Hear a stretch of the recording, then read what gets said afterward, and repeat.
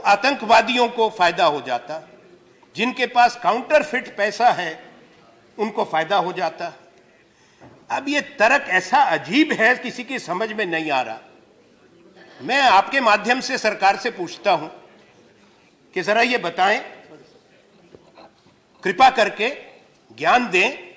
आप तो प्रधानमंत्री तो बहुत इसमें ज्ञान रखते हैं, प्रकाश दे रहे हैं देश दुनिया को।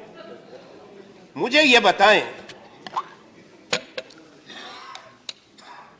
कि आपने ये निर्णय किया, अगर आप लोगों को कहते कि हम आपको 2 सप्ताह का, 1 महीने का, जो हमने हमारी सरकार के समय में भी हुआ, डिमोनेटाइजेशन पहले भी हुआ, आजादी के बाद हुआ, 1946 में पहला फैसला था, 1978 में दूसरा फैसला था, जब 1000 रुपए का नोट हटा दिया गया था। 2000 का फैसला उस वक्त की एनडीए सरकार का था, जिसने 1000 का नोट वापस लाया, पर लोगों को समय दिया जाता था। मेरा प्रश्न यह है, आपके माध्यम से पूरे सदन और देश देखे, क्योंकि अभी तक सिर्फ सरकार और प्रधानमंत्री का प्रवचन सुन रहे हैं, सब चैनल वही दिखाते हैं, कि कौन सा आतंकवादी बोरी भरकर रिजर्व बैंक और स्टेट बैंक के पास जाता कि मेरा काउंटरफिट मनी बदल दो। आपने कैसा तर्क दे दिया? अरे वही जाता जिसकी जेब में लीगल पैसा है, मेहनत का पैसा है, जिस पे वो टैक्स देगा। और आपने उसके बाद क्या किया?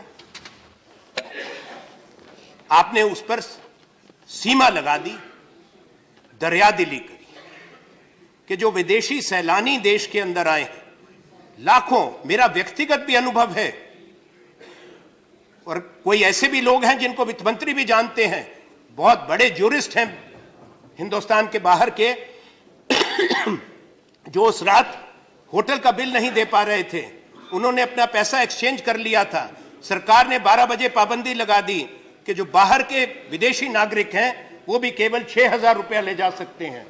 होटल ने जो ट्रेवलर्स चेक इन कैश कर दिए थे, एयरपोर्ट पे जिनके ट्रेवलर्स इन कैश हो गए, लाखों सैलानी, उनको वापस उनका पैसा उनकी करेंसी में हिंदुस्तान ने नहीं दिया। पूरी दुनिया के अंदर यह सवाल उठ गया।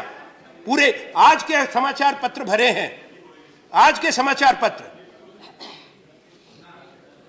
वित्त मंत्री जी ये गौर करें, पूरे दुनिया के बड़े देशों ने, उनके एम्बेसडर्स और हाई कमिश्नर्स ने अपने देश के नागरिकों को एडवाइजरी भेज दी है कि हिंदुस्तान आने से पहले तक कई बार सोचो। आज के अखबार भरे पड़े हैं, ये पूरी दुनिया में आपने मैसेज दिया, एक संदेश कि ये देश पूरा काला बाजारियों का देश है, 86% पैसा काला बाजार और अपराध का पैसा है। दूसरा, तो आप यहां पे आओगे टूरिस्ट के रूप में, होटल में ठहरोगे, हम आपका पैसा ले लेंगे, आपको ही वापस नहीं देंगे, क्योंकि आपने तो चेंज कर लिया, हम तो आपको 6000 रुपया देंगे।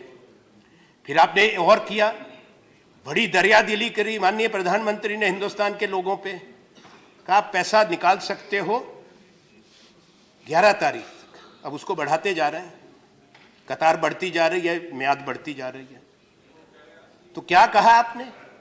4000 रुपया आप जाके बदल लो। धन्यवाद। ऐसे दरियादिल वजीर आजम, वो बहादुर शाह जफर के बारे में एक शेर था कि उम्र दराज मांग कर लाए थे 4 दिन, 2 आरजू में निकल गए 2 इंतजार में। अब तो ये है कमा कर लाए थे 4, 2 कमाने में निकल गए, 2 बदलने में निकल गए, 2 कतार में निकल गए, 2 बदलने में लग गए, 2 कमाने में, 2 बदलने में। 2 दिन कमाओ और 2 दिन में बदलो।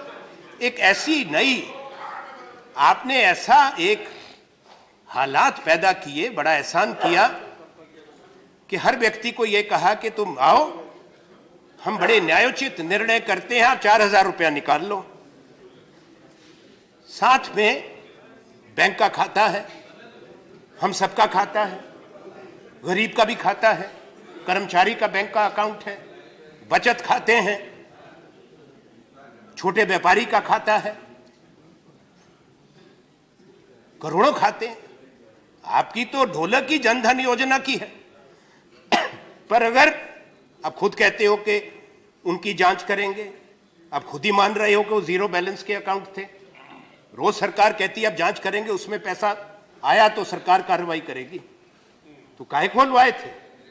पर दूसरी बात एक है, एक सरकारी कर्मचारी है, एक छोटा मजदूर है जो खेत में काम करता है, एक मजदूर है जो सिर पे ईंट मिट्टी लेके इमारतें बनाते हैं, कंस्ट्रक्शन लेबर है, कोई और लोग हैं जो सर्विस सेक्टर में हैं, हम सब लोग हैं, हमारे खाते हैं, हम उस पर टैक्स देते हैं, सरकार टैक्स लेती है, उसको आप कौन से पैसा कहेंगे? कौन सा अधिकार प्रधानमंत्री और आपका है कि बैंक में जमा खातों पे पैसा निकालने पर आप पाबंदी लगाएं? यह अधिकार किस कानून ने आपको दिया है? किस संविधान ने आपको यह कानून दिया है? यह कैसा देश आप बना रहे हैं कि पैसा हमारा हो, पैसा हमारा हो और आपसे भीख मांगे कि हमको अपने अकाउंट से अपना पैसा निकालने दो? यह इसको आप न्याय कहते हैं? इसको काले धन से लड़ाई कहते हैं? आपने आर्थिक अराजकता भारतवर्ष में लाई है।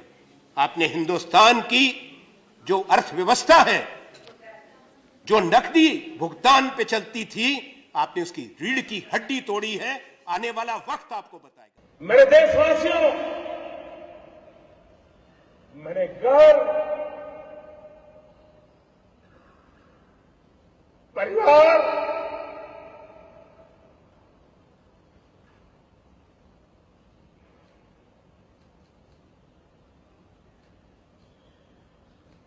सब कुछ